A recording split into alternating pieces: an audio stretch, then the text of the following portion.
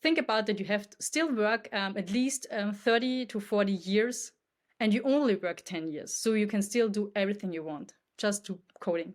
And then I started to learn how to code. Then I opened freeCodeCamp because it's online.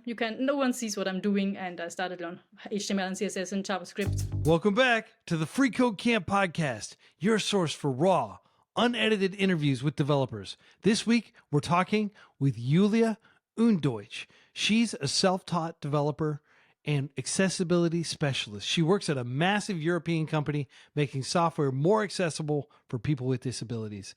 Julia taught herself how to code in her 30s using freeCodeCamp. Support for this podcast comes from a grant from Wix Studio. Wix Studio provides developers tools to rapidly build websites with everything out of the box, then extend, replace, and break boundaries with code. Learn more at wixstudio.com. Support also comes from the 11,223 kind folks who support freeCodeCamp through a monthly donation. Join these kind folks and help our mission by going to freeCodeCamp.org/donate.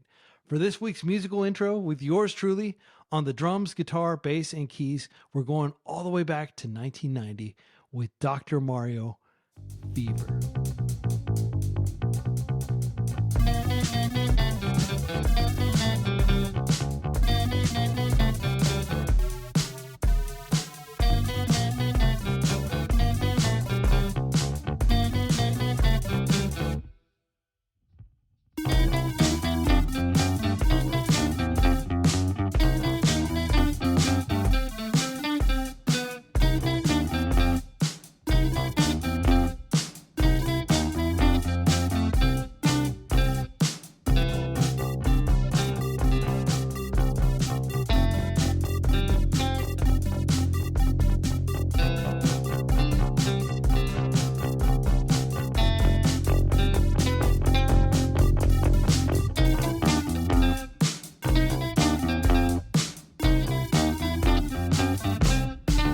Julia, welcome to the freeCodeCamp podcast.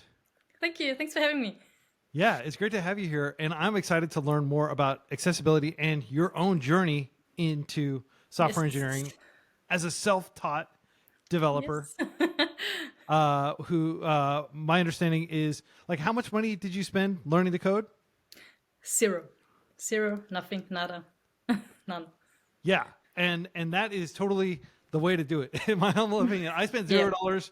I spent money traveling to different tech events and things like that, but I did not spend money on books or courses or anything like that. I just used the open learning resources.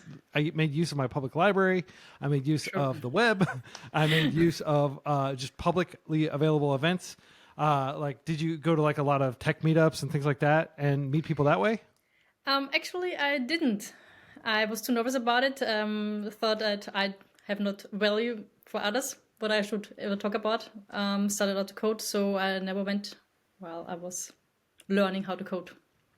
Yeah. So would you describe yourself as like more of a quote unquote introverted person who, I mean, actually, it depends on the topic.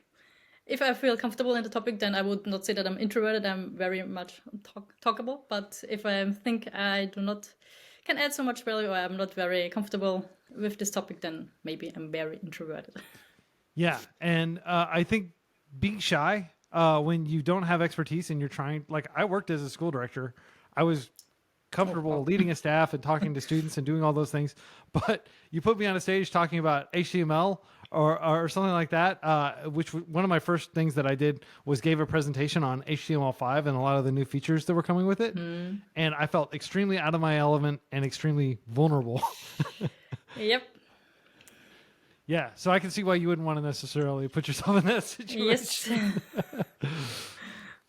Well, let's talk about accessibility. Just like for people who don't know what accessibility is, what is the simplest way to describe to somebody what accessibility is and why it's important?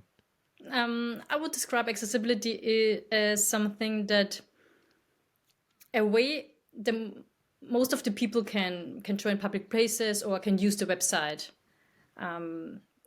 Providing a website in a way that everyone can use. Okay, so for example, people who are blind, which is approximately 40 million people on Earth cannot Yes, see. that's a lot. Yes, and these people need to get things done too, Exactly. and they can. They can absolutely Yes. use the web if you do a If few you code basic it things. correctly, yes, totally. Yeah, If you have to go back, I think almost, or not only 20 years ago, when they have to rely on other people to read a newspaper, something which is for people who can see, a common thing to do, reading the newspaper. And with accessible content, they can now read everything on their own when it's written in with accessible code. yeah, We can yeah, make their life way easier, not only for the blind people, also for the people who would need to help them otherwise. So families or neighbors, yeah. they do And not rely on others and anymore. it's not that much work is the thing. Yes, Like, absolutely not. Absolutely not. and a lot of people just take this for granted. Like Domino's Pizza famously got sued by a blind gentleman who just wanted to order a pizza Nice. and couldn't. No. And Domino's, rather than just going in and spending maybe a few hundred developer hours to make their Yes. website like fully accessible, they fought it in court and they lost. And they looked like total douchebags. Thankfully. Yeah, okay, this is crazy, but I love the guy who sued them. Yeah, yeah. Well, it was like kudos. I mean, that is a triumph of the legal system, forcing these companies to Yep. acknowledge that, like, hey, I don't know, like in the U.S. we have this thing called the Americans with Disabilities Act, Yeah, my understanding is Europe is in the process of passing something similar. Yes, the European Accessibility Act Yeah, coming in this year in July. yeah. Well, one of the things I want to talk about with disability is a lot of people might be like, well, I'm just learning to code and I don't necessarily have time to learn all these things. Shouldn't I be learning other things that are more important? And I would argue, yes, like you should probably learn like more fundamental basic stuff first, but you Yep. should make time to learn accessibility. And it is a big part of the Free Code Camp I curriculum. mean, if you already say it's the basic stuff, I think the most important thing for accessibility is writing semantic HTML, and HTML is the basic stuff for every front-end developer. So you are just learning HTML, actually, Yeah. most likely. So I do not know what the big deal is that people cannot learn HTML correctly. Yeah. I mean, it's essentially properly using HTML Yes. instead of just using divs for Yes. everything. Yes, exactly.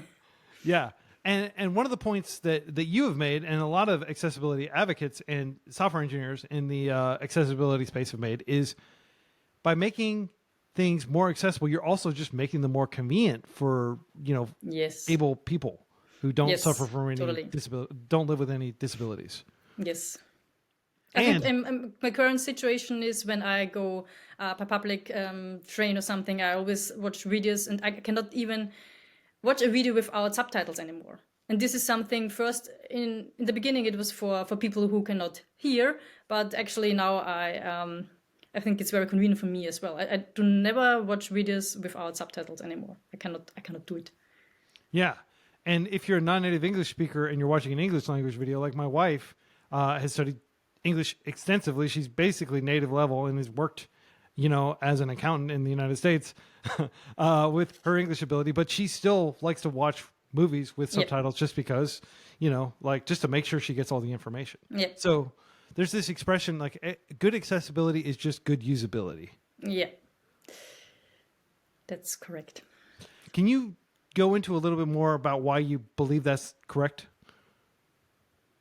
Well, I think that if it's not accessible, it's not usable. This would be the first point. If you cannot say that something has a good user experience when half of the people cannot even use it. Yeah. So it has to become accessible first. It also does not mean that only because it is accessible that it is usable or it has a good user experience. You have to improve both. Yeah. And one example of this that I've seen is like, if you think about like making physical spaces accessible to people who only have access to one arm, right? Yep. There are people that are just born with only one arm. Yes. And their lives are different, obviously, because they don't have the benefit of being able to use both arms. I mean, it's a huge deal. If Yep. you just like practice, like I do these kinds of experiments sometimes, like, okay, what if I only had one arm? Like, how would I, wash my hair? How would I do all these different things, Yep. right? And one thing to think about is there are lots of people who temporarily only have use Yes, of one arm. exactly. That could be that maybe one of their arms is in a cast. that could mean that maybe they're holding a baby Yes. and they only have access to one arm. So by designing your spaces to be accessible to somebody who only has one arm, you're kind of also making it easier for people who are temporarily totally. just encumbered, or one of their arms is like out of commission temporarily. Yeah, totally. And I think similarly for like I have visual issues, like I can barely even see in one of my eyes. So I like really blow up the text in my browser. So that has been like a huge deal for me, is just being able to like read things, because like it used to be I go to the bookstore or the library and like the print would be really small and it'd just be really uncomfortable for me to try to read, and I'd really strain my eyes. But with viewing things on the web, first it's backlit and I can see everything really clearly. And I can do like super high contrast, like black on white. Like if you look at freeCodeCamp's design, extreme high contrast. Yeah. And things like that. And then like just making, pages simple enough that you can like hit Command +++ and make it pretty big, and it still is readable and stuff like that. And a lot of products are really good about that. Same thing on my iPhone. You can like blow up the text on everything. Yeah. And some apps you can tell that they didn't really think about that, and like stuff will start to wrap and break and stuff like that. But anyway, I could talk about my own accessibility considerations and things like that. But I'm just really excited that people take accessibility seriously, and that there are people like you out there who are not only thinking about these things, but helping companies make their websites more accessible. Yep. So you work at like this giant, like a consultancy almost? Like yes, it's a consultancy. Like 100,000 plus people. Yes, it's a very large European company called Atos. It's based in France, and I'm here in the Austrian headquarters as an accessibility specialist, and consult different companies, or also for our internal applications or website, doing the accessibility part. Yeah. So you work with lots of different companies. Like, what would a typical day as an accessibility engineer consultant look like for you? Depending on the project I'm currently in, it could be like helping a developer gain more knowledge about accessibility. Like there's an existing project, I would consult them. You can improve this and this component or that website by doing this and that. Help him how to get more into accessibility. Where to find stuff, how to learn more about accessibility. Sometimes I'm always working on the design process already when the app is totally new, so we can assure that accessibility is already implemented from the very beginning. Also, sometimes, but not that much until now, is also giving small talks for developer teams to learn more about accessibility. When I know it's a React project, that I can tell them about the specific parts about accessibility in React applications. This is quite it. Okay, so it sounds like a lot of your job involves, implementing solutions, but also educating people as to how they can, teaching the proverbial man to fish, so you don't have to give them a fish every day. I love teaching, and I always hope that when I write a ticket and say this has to be like this, that in the next time they implement a component like this, they understand and do it on their own. Not happens that often, but maybe in the future they get it, and yeah. Yeah. Well, that sounds like really important, impactful work. And I want to go back to how you got into this field. Because my understanding is you have no formal training in software development. Like, you didn't go to university for this. Like, maybe you can walk us through. Did you grow up in Austria? Yes. I grew up in Austria on a countryside. There was nothing there. Then I went to the big city in Vienna, living there for 16 years, and when I started to study at the university, musicology first and then Japanese studies, I was working as a poker dealer in a casino, which was very convenient because of the time. Could work at night and on the weekends and study. But after graduating in 2020, I thought, what should I do now? And this is when I started to learn how to code. Yes. And while I was learning how to code and Googled some stuff for how can I make this working or how to implement it in the right way, then there was always a solution on Stack Overflow, for example, that you can write it like this, but if you want to make it more accessible, write it like that. And this was when I realized, okay, what is this when you want to make it more accessible? Is this accessibility stuff? And for me, it was very clear from the early stage that this is also, it also means good code quality. And this was, I wanted to write the best code out there. So it was for me a given to write it in an accessible way, even if I did not understand very well how much impact it will have also for people with disabilities. It was more like, oh, it's the best code, it's out there, so just write it like this. Yeah. So it was just kind of like a side note, like, oh, okay, this is beneficial for people, but this is the proper way to do things. That's the main reason you were initially interested in just doing it that way. I want to talk about your lifestyle, like in Austria, like, so you went to university, you said you studied musicology, like the study of music, and then you studied Japanese. And of course you've got like, a Japanese connection in the sense that you go there regularly, and it sounds very exciting. I also go to Japan like almost every year. I like to go there and just hang out and eat some really good food. It's not that expensive to go there right now. If anybody's listening and wants to go to Japan, like the currency exchange rate is incredibly favorable for people coming from the United States, and maybe from euros as well. Is the euro only go with one bag and come back with 3? Awesome.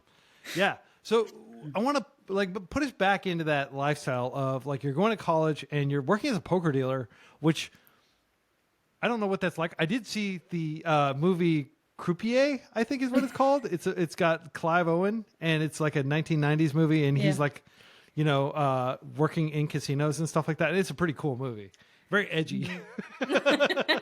But what was it like? Was it like that? Like, what was it like dealing poker? Was it? I would say from the perspective of someone who goes into the casino and just playing, it's very different from when you're really working there. It's like a job, like every other job. You have your colleagues and you just do what you do. But especially when it's just a daily event we had for the people who come regularly.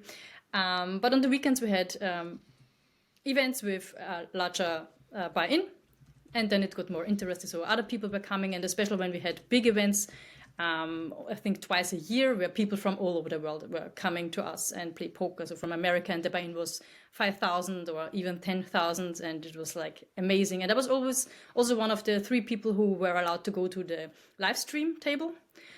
This was really cool. And so you were on stream, like standing there while people were wagering huge amounts of money. Yes, it was nerve-wracking but very interesting. What is the biggest misconception people might have about what it's like working in a casino? Like, I think the misconception is I can only refer to poker, because I also I'm only interested in poker, and I also think the misconception about poker is that it's a game of luck, or what is this called in English? But it's a sport. Yeah, it's a thinking sport like check, and this is really very interesting for me. So how people can be that concentrated for 12 hours a day, and when an event is like 5 days in a row until only one player is left, it's very nerve-wracking, and you have to concentrate very deeply. And this is something the other people estimate. It's always like telling my mom. So like my boyfriend is a professional poker player, and telling my mom for the first time, my boyfriend is a poker player, is like, oh no, he spends his money and he will lose everything and something. Yeah, okay. Yeah, well, my understanding is it's much harder to be a professional now, because the level of sophistication and like, there's like, definitely. I talked with Kylie Ying, software engineer over at Google, who's also on the freeCodeCamp team, and she talked about how there's like a perfect play or something like that. Like essentially, like if you understand all the probabilities and stuff, you can play like perfectly, but then there's still a lot of variance, and there's risk and reward and hidden information. So again, I don't personally gamble, and I don't want to encourage anybody to gamble or anything like that, but I do want to acknowledge that poker is a pretty deep game, and it's a game of skill as opposed to a game of chance, where you're just like rolling the dice or some random outcome is determining the winner. And the way you can tell whether it's a game of chance versus a game of skill is, can you intentionally lose? If you cannot intentionally lose that game, then it is most likely a game of chance. And the easier it is to intentionally lose, the more skill intensive it is. With poker, you just keep folding every single hand, or you bet everything on a terrible hand, and then you can immediately lose. Yeah. Right? So, Yep. But of course, the other stuff was in casino, like the slot machines or blackjack and stuff. I never worked in this area, and I do not like it at all. And this was very sad to see people who spend all their money to think now it's turning red or it's black or something. I did not like that part. well, how do you feel about it now? Because you're pretty removed from that world now. You're Yes. working at this, big tech company or big consulting company, like doing work that it sounds like is very self-actualizing. Like it's hard to imagine a job that would be a lot more exciting and make you feel better about yourself than going out and making the web more accessible for people. So like, do you generally feel pretty good about yourself and your work? Yes, I do. Okay, and let's contrast that with working in a casino where yes, like you can respect poker as a game and a skill intensive game, but you are surrounded by people that are like losing their life savings on slot machines and that are stuck in the Skinner box and are just being taken advantage of by these kind of like mechanisms. Yes. This was not nice. So I always stayed on the poker side and did the events. Then the people only lose one time their $3,000 and then they went this gun instead of putting more money inside it. But Yeah. Well, did you feel any urgency to get out of that lifestyle of being a poker dealer? Like, what inspires you to embark upon the very arduous task of learning to code and teaching yourself this, just using free resources like freeCodeCamp? The reason I left the casino scene behind me was actually my first trip to Japan. And with the jet lag I had, and I wake up at 5 a.m. and then I see the sun rise, and it was the most beautiful thing ever. I thought, I'm never going back to the casino work in the night. Never, ever again. And then I quit after coming back. So you just didn't like the nocturnal lifestyle of missing sunrises. I did not want to do it anymore. Yeah. And then I had to figure out I think this was in 2017. I had to figure out what can I do with my life. And also it was a question about, since my boyfriend is a poker dealer, what lifestyle, poker player, what lifestyle would fit into his life, because he can do whatever he wants, when he wants. And I have to work maybe 5 to 9 and have to ask for, can I go on vacation and stuff like this. This was in the casino. It was very good. We could always spend our time together or go on vacation whenever we wanted. But of course, a 9 to 5 job is not that easy. And actually, I mean, it was in my 30s, in my beginning of the 30s, and I never thought about coding in a sense that I could do it. It was like, of course, I always find coding cool. I always loved things about robots or tech in anime and stuff. I've always thought it's cool when I see the movies, like how can people be so smart and program this, but not me. I mean, I'm old and I'm a woman, never ever. But my younger brother, he's 10 years younger than me, and he said, Julia, please think about that you have to still work at least 30 to 40 years, and you only work 10 years, so you can still do everything you want, just do coding. And then I started to learn how to code. I was, in this time, I worked for 1 year as an assistant in a law firm, and this was super boring. I hated it so much. I knew I can never go back as an assistant, just doing this printing and weird stuff. And luckily I had time, and then I opened freeCodeCamp because it's online. No one sees what I'm doing, and I started to learn HTML and CSS and JavaScript. And this was my first coding experience at all while I'm still working. And then with COVID, I lost this job, and I also graduated from Japanese studies, and then I did it for real and learned coding in a deeper sense. Yeah, so you really doubled down, to use a casino terminology. You really doubled down on learning to code once you saw that avenue. Like, you didn't even like the job of being like an assistant at a law firm, which terrible. For me, it just sounds like the very definition of kind of like mediocre office job. Yes. Right? Totally. Yeah. So it's like you doubled down on learning and you really went into overdrive. And then maybe you could talk about like what it was like kind of emerging from COVID and like how you got your first opportunity in software development? Yes. In Austria, we have the system that when you do not have a job, you have to, in order to get money from the state, you also have to apply at least one time per week for any position. So they don't mind, but you have to make sure, they have to make sure that I'm actively looking for a job. So in order to get money until I'm looking for this job.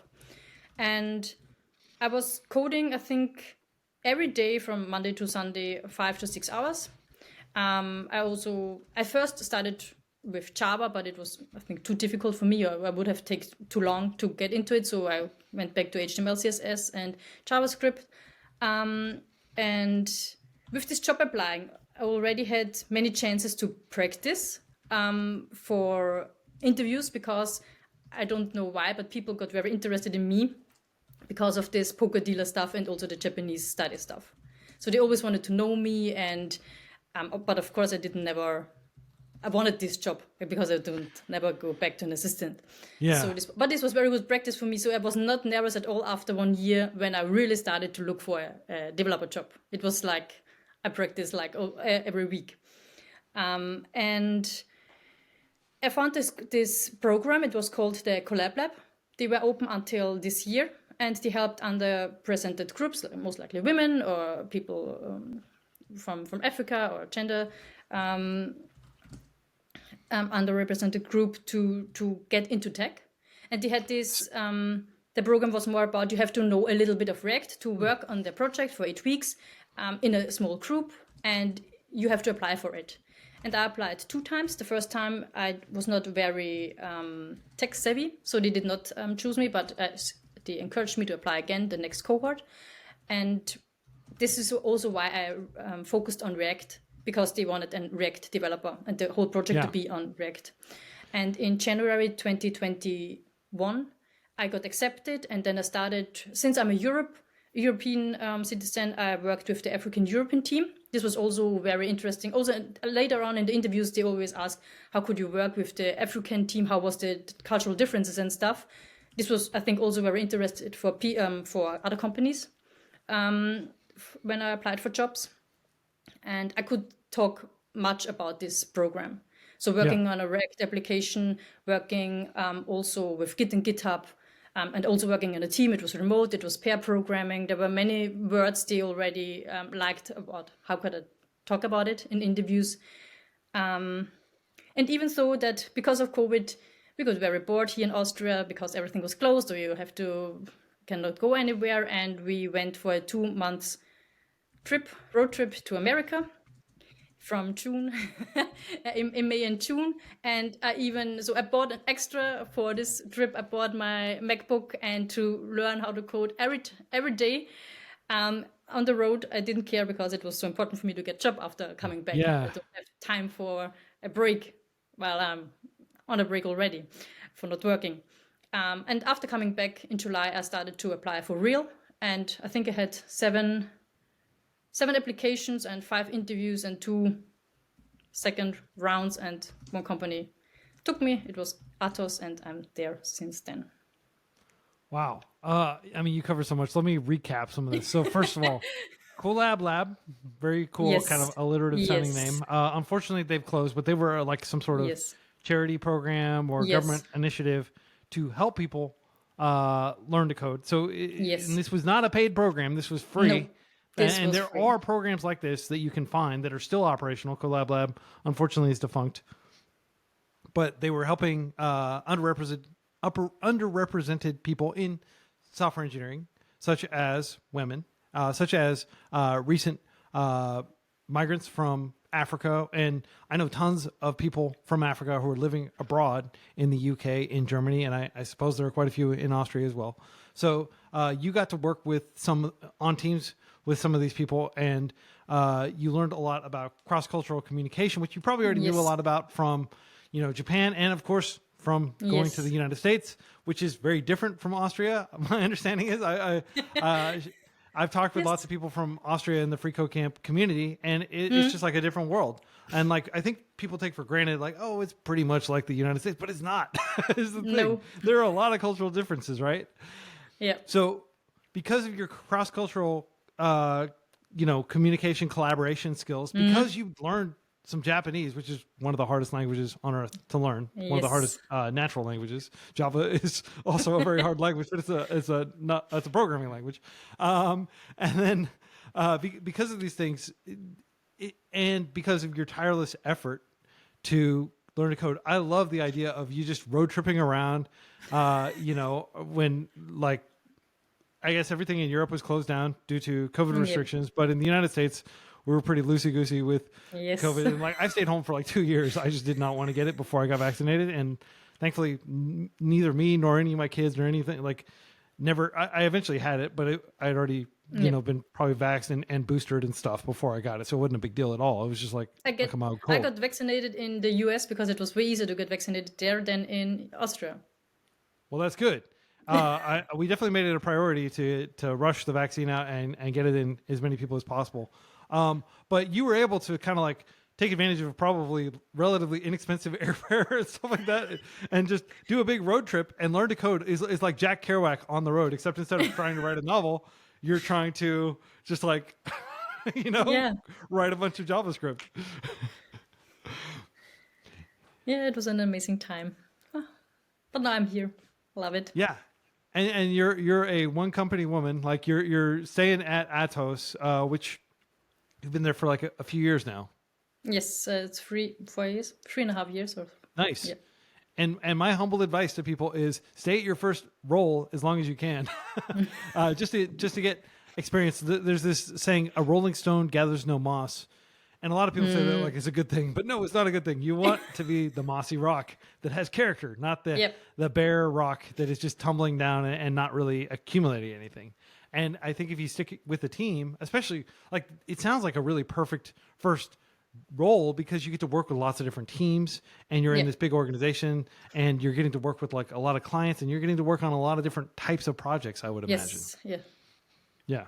So would you encourage people to apply to like large consultancy type, like here in the US, of course, we've got like the big four accounting firms, and then we've got like all these big banks and like like Boston Consulting Group and what's the other one? Like there are lots of companies, McKinsey, I guess, like consultancy type companies, and most of those are like management consultancy, but there are software development consultancy as well. There's like the Pivotal Labs, there's this Dot Labs, there's Dot Works, I think, Thoughtbot, like a lot of consultancies with the word thought in their name. Like, do you think that that's been a positive experience as opposed to just going and working on a single code base? Well, I think it always depends on the project, on the team. Since I joined as an application developer, and now my position is an accessibility specialist. But the projects were very different, and also when working at a consultancy, it not necessarily means that I work with my colleagues.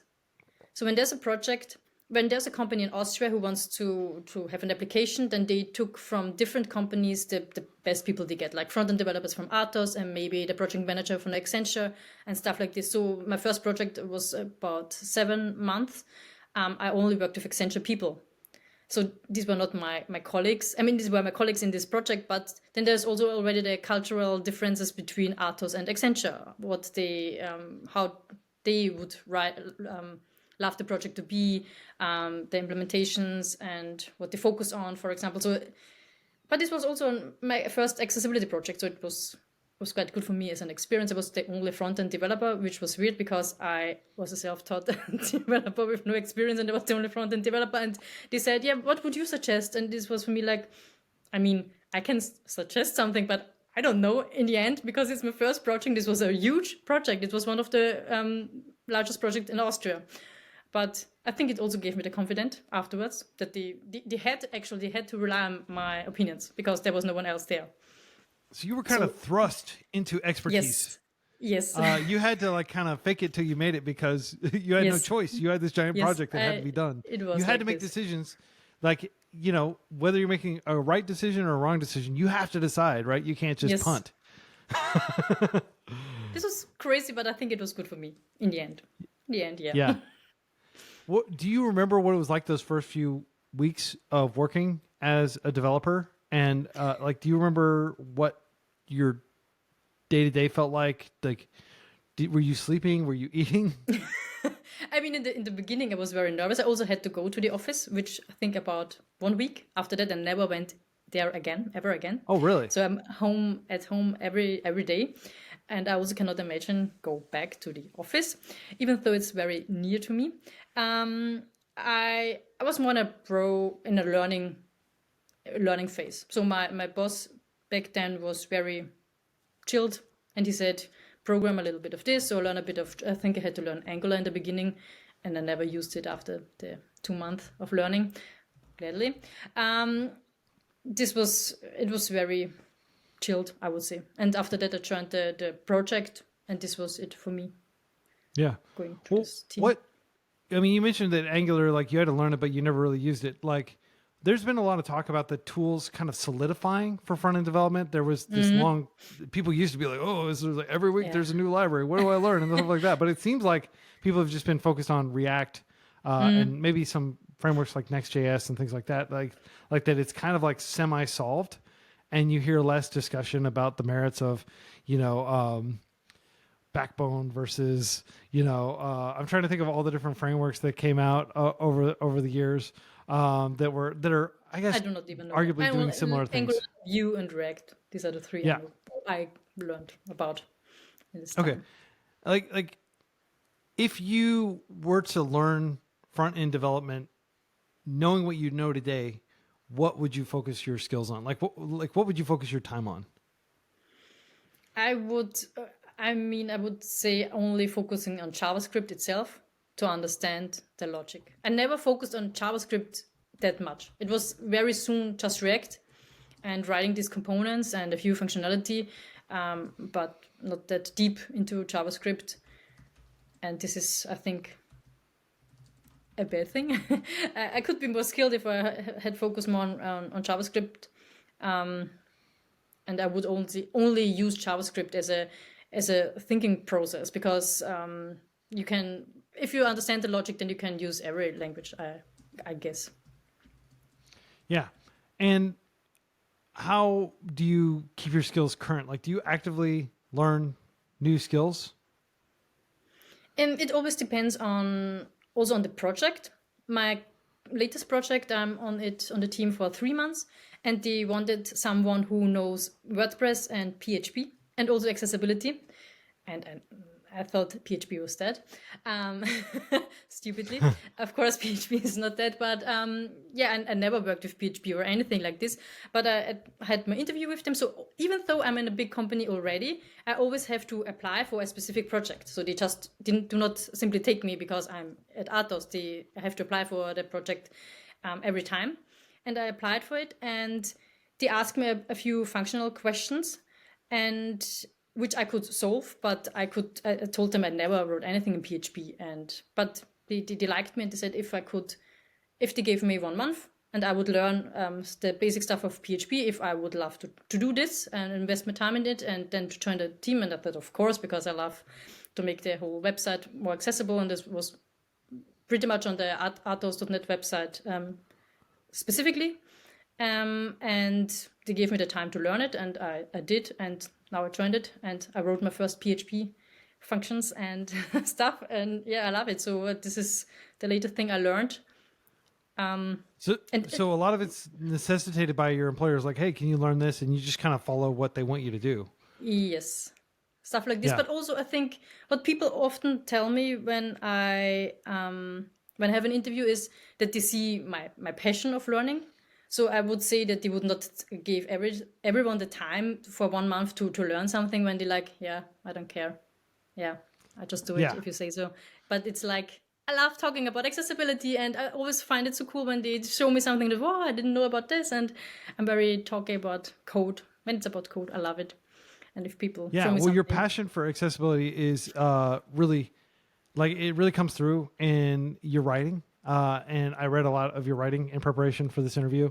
And I understand you also give a lot of talks about accessibility.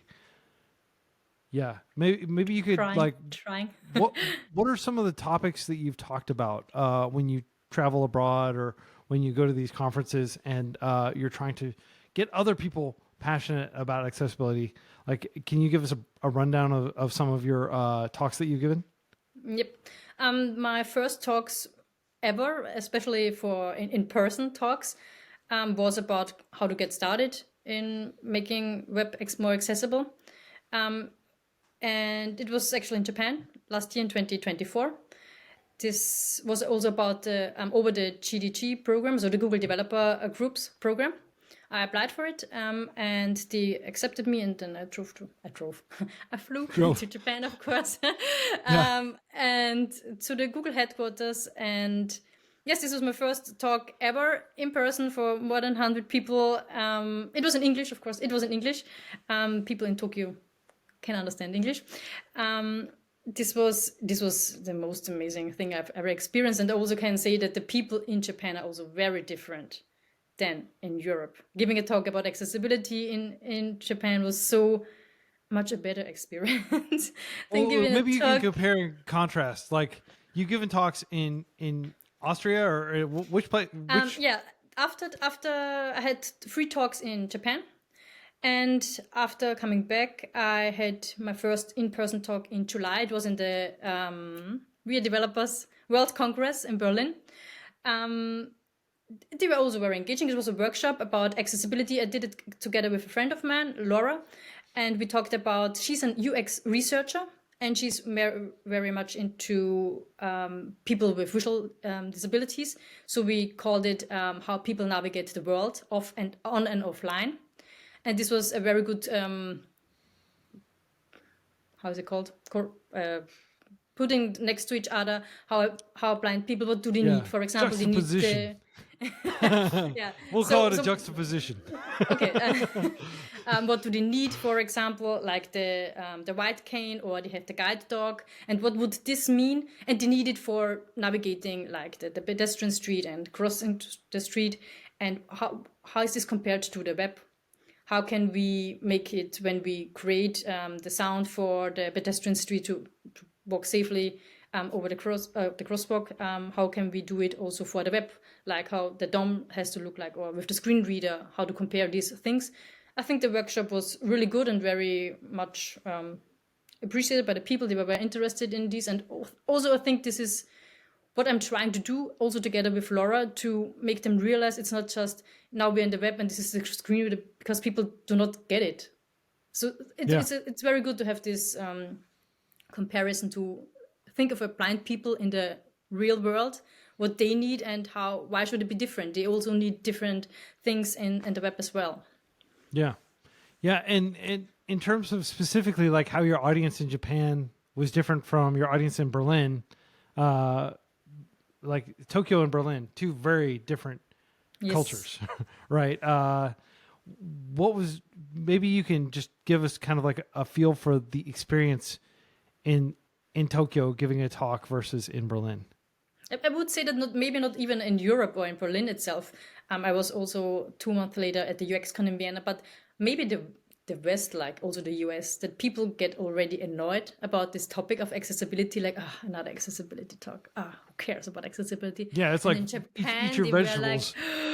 Wow, accessibility, it's so interesting and it's so new. Maybe it's totally new for them, but they were there was a long line for questions only about for me, and it was like, okay, I would love to also eat the yummy cookies I can see there, but I had not time to eat or drink at all because they had so many questions about it. And also after the Tokyo one, I gave 2 other sessions, one in Japanese and another one in English. It was the same topic, and everyone was very interested and surprised about this topic in general. And in US, you've given talks in the US, like people just generally disinterested. All right, get to the point, you know? Yeah, like, totally. I could be doing lots of things. Time is money, you know?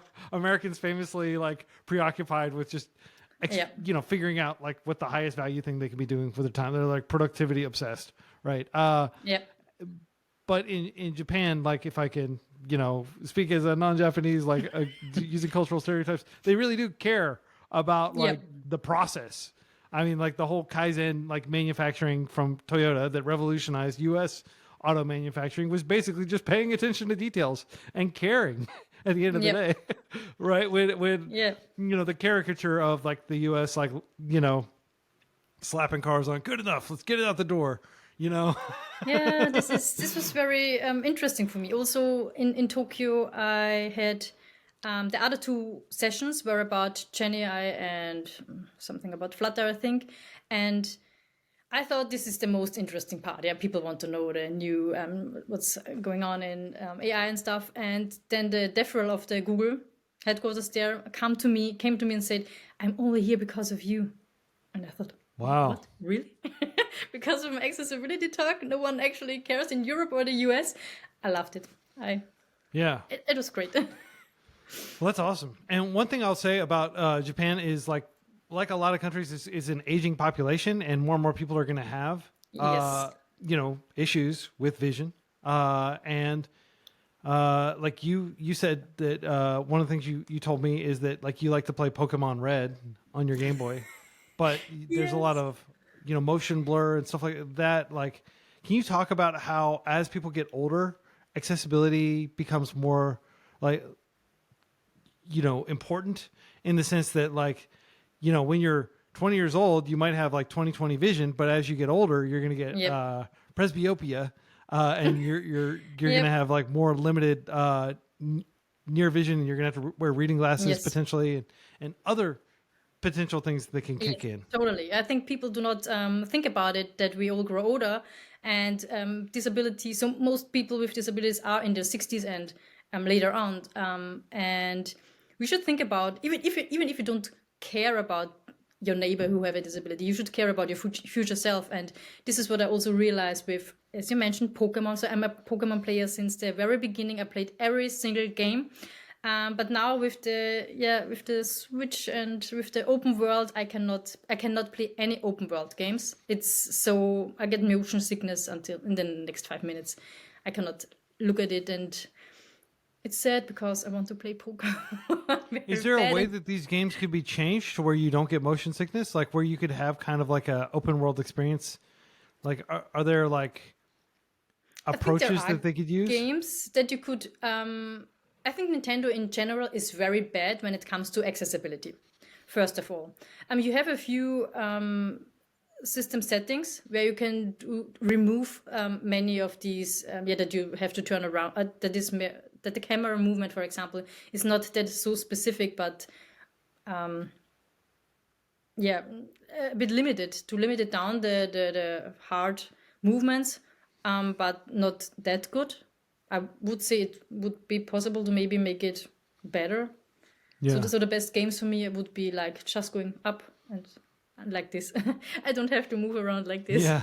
Have you always had like motion sickness from games, or was there a period in your life where it wasn't that big of a deal? I had always this problem. I realized it with ego shooter games. I never played them because I could not look at them. And also when I mentioned it already, I have a younger brother. He's 10 years younger than me, and he started playing Minecraft, I don't know, 10 years ago. So when he was 15, and he built something very beautiful, and Julia, look at this, looks it cool. And I said, yeah, it looks cool, and walked me through the world, and I could not. It was oh my God, I cannot look at it anymore. It was so terrible. We had many plans, what else we could create, and I bought it before. I thought, okay, I buy it as well, and I buy Minecraft, and then, I cannot play it. That's a problem. Yeah. Are there any like? Do you think there will be like some sort of software innovation or some different like approach that? Do you think that like how many people suffer from motion sickness like you experience from watching like kind of 3D camera type effects? I personally do not know anyone who suffers from it, so I don't know about it. But when it comes to video games, I think many people with blindness have many problems with it. Yeah. So I think there are many Twitch streamers who are blind who show how they play a game and what can be improved. And many companies also focus on making specific games at least more accessible. Yeah. This is an approach, but what I think about Nintendo, what I know about Nintendo, they do not making any approach, making it more accessible.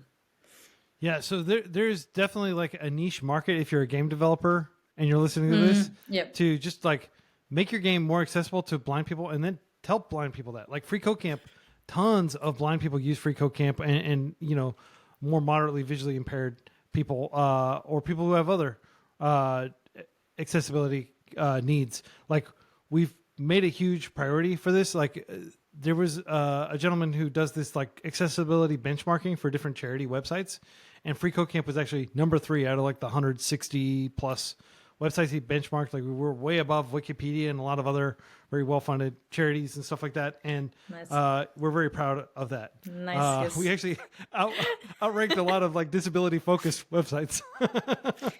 So, that's great. yeah. But this is something that we're very serious about. And so, like, what advice would you give to somebody if they just, like, I think you mentioned semantic HTML. Just learn semantic HTML. Yeah. But what are some other things that people can consider learning that will give them the power to tap into the, like, it's literally like 1 billion people on Earth that have some form of disability or another. It's a huge proportion of the population. And as Julia said, like, as you get older, you're just going to start experiencing these things more and more. And, whether that's through injury, whether that's through genetics, you have a genetic disposition to motion sickness, for example, Julia. I have, as I said, like amblyopia, and my brain just can't process signal from one of my eyes. What are some things that people can do that are relatively easy to do, easy wins to make their web applications more accessible? And I will mention, by the way, if you're a mobile developer, I think that most of the mobile app development tool chains, whether that's Flutter, whether that's Swift, whatever you're using to build your mobile apps, they will have accessibility oriented components that you can incorporate and tools. You just need to use them, right? Yep. I think the Android Studio and also the Swift, they have in the documentation about how to implement the accessibility and also the differences. So many things do not work that well in Android than in iOS. This is also the reason why most blind people have iOS phones, because they are more accessible by Apple. But everyone provides accessibility components. You just have to use them correctly. So for the web, what are some things, though? Let's assume that somebody's listening to this and they're building web apps. What are some power tools or some easy wins that they should be familiar with? I would say that you could check out the DOM tree, for example. So work with the DevTools, and if you also work with a screen reader, this would be cool. If you have a MacBook, then it's already implemented. It's VoiceOver. But if you have a Windows machine, you can download NVDA, and it's for free. Learn the basics just to listen to a website without looking at it. And would you understand it? Can you operate it with only the keyboard? This was also a very simple thing. I mean, I think that many programmers often only use the keyboard and do not like to use the mouse. I do not like using mouse or trackpad. I know hotkeys for like everything, basically, because it slows me down so much to move my hands off the keyboard and try to do stuff. Yeah, this would be actually the first thing, to just go to the tab key and tap through the website. And do you reach every button? Do you reach every link? Is it focus? Do you see the visual focus? Stuff like this. And start to learn understanding the DOM tree. And you have in every browser the possibility to switch from the DOM tree to the accessibility tree, which highlights out what is actually for the accessibility, also for screen reader users, for example, how it is put out, the thing. Yeah, and I just wanted to define a few things real quick. Like DOM tree, document object model, it's basically the structure of the website. It's something that HTML uses to figure out where to put the various HTML elements, and like everything ultimately goes onto the DOM, as it's called, DOM. Yes. So I just want to make sure people are familiar with that. And then the other thing you mentioned there, in terms of the Android app, so it's called VoiceOver on Mac, and I've used it before just to do experiments and like make sure FreeCodeCamp's accessible. And tabbing, hitting that tab key, and just go to any website and just start tabbing, and it should show you like selecting all the different menu bar items and then going through the web page. Everything that's clickable should have like a visual indicator that you've tabbed over to it. And I've known that ever since, like, sometimes like I think one of my mice broke like my cat like knocked it off the table or something, and I actually had to use my keyboard only on Windows, and I figured out a way to do that using, I can't remember what it's called, but smart key or mouse keys or something like that. So it is doable. And it's much more precise than using a mouse. Like if you talk with somebody who's quadriplegic, for example, they may not have the ability to easily manipulate like a cursor, but they may be able to like Stephen Hawking had like his little joystick that he used, for example. Totally.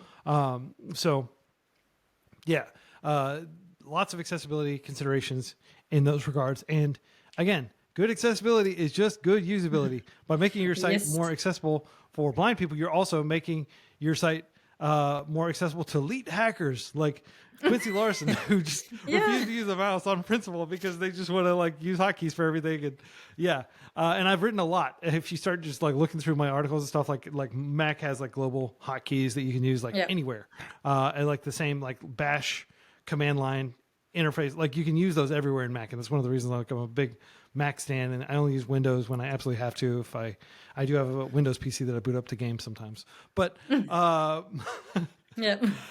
so keyboard inputs, screen reader tool. What did you say the one on Google Android is called? DVA or something like that?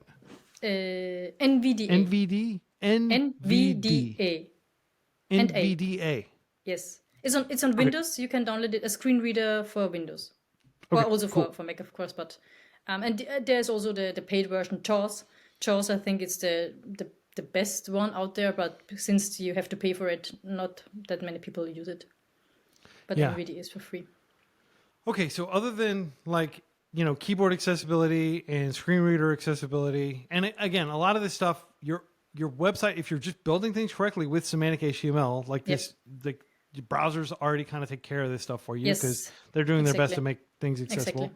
But like what are some other tools and techniques that developers should be aware of? There are many browser extensions I would go through, like how look at your website when it's just black and white. So for people with color disabilities. Also the contrast stuff, and even though, for example, if you do not implement on your website, this is also a common mistake I see. If you make your website let's say just one colored and the background is white, and you do not have a a dark and light mode switch, this does not mean that your website will never be in dark mode, because when people have the settings set on dark mode, then it will be visual also in dark mode, even if you do not implement it. And so you should also take care of this part of code that in dark mode it will be even look good. Yeah, so you can get your well-made bespoke dark mode, or you can have whatever the software flips it to, which may look pretty bad and not be very accessible. So actually making time to make a dark mode, because if you don't make a dark mode, your visitors will impose a dark mode upon your site, and it may not look good.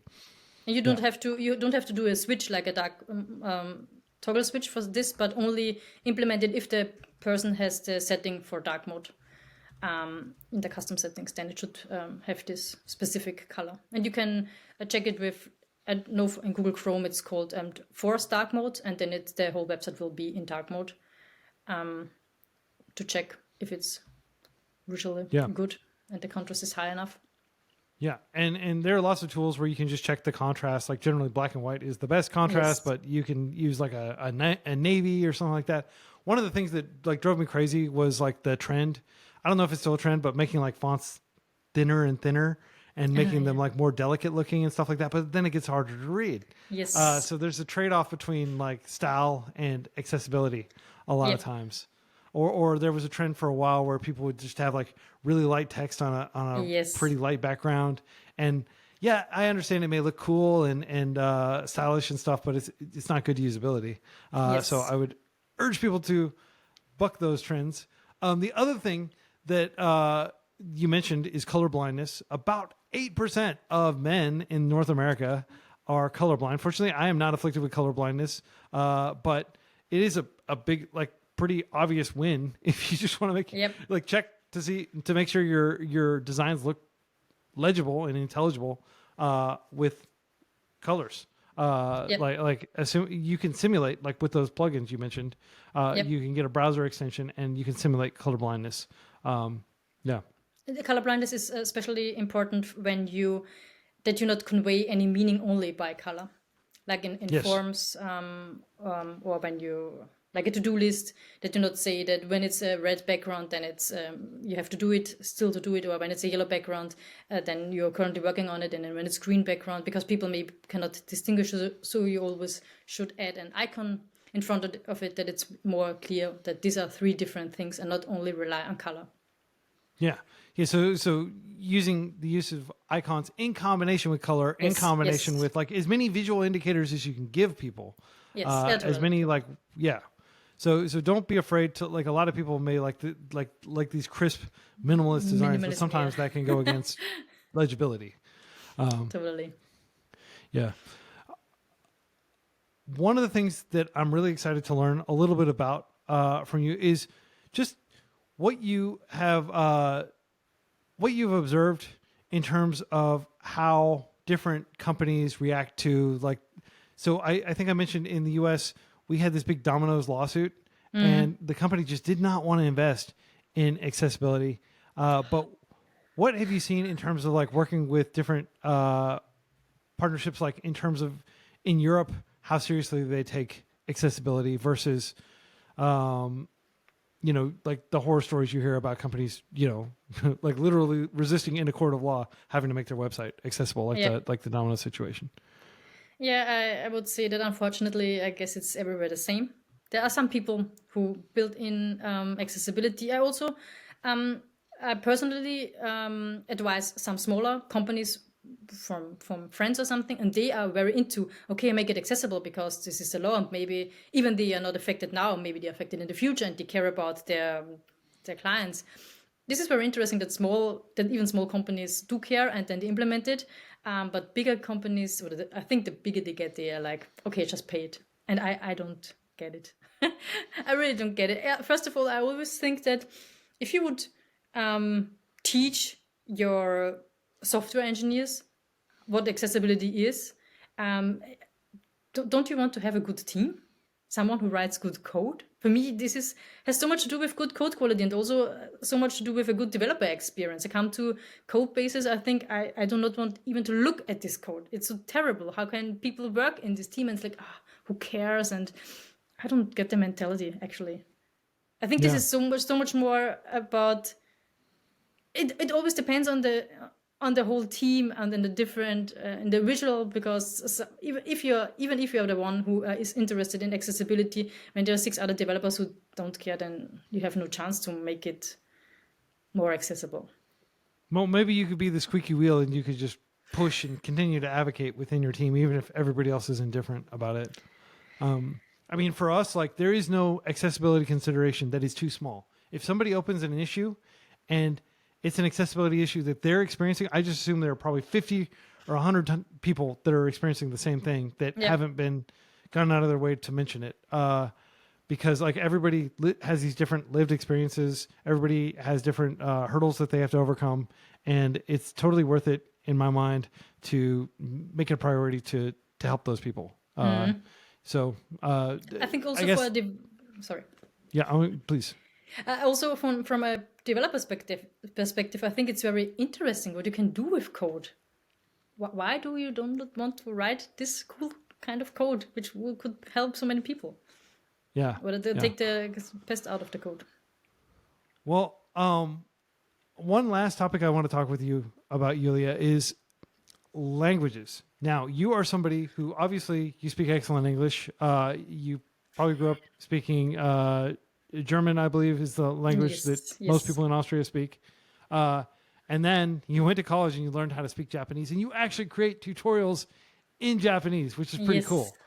Like, Japanese is not an easy language to learn, and to be able to use the language at a level where you can actually use it as a language of instruction to teach other people how to do things. That's very impressive. We live in an era when, like, you could just hold up your phone and like have some speech translated, and it may not be perfect, but it might be good enough. Like, boring. Why learn languages in 2025? I think it's interesting. interesting. First of all, I mean, I love the country and I love the culture. That's why I wanted to learn the language. I think you can only understand the culture and the people if you also know the language. And it's also, what do you do the whole day? I mean, this is a hobby. I love learning new things, and why should I? I think that it's good that we can speak inside the phone and another language comes out for people who cannot speak the language, but just doing it out of, because I'm lazy, I'm not that kind of person. I leave it to the people who rely on it, but I do not rely on it. Well, what are some of the most common things that you use your Japanese language skills for, other than when you're traveling to Japan and actually interacting with Japanese people? Like, do you consume a lot of Japanese media? Yeah, it depends. It could be more. Unfortunately, I think the movies are not that fun. Otherwise, I would watch more movies in Japanese. But also writing my blog posts. So I have my blog Accessibility First, and I write it in German, English, and Japanese.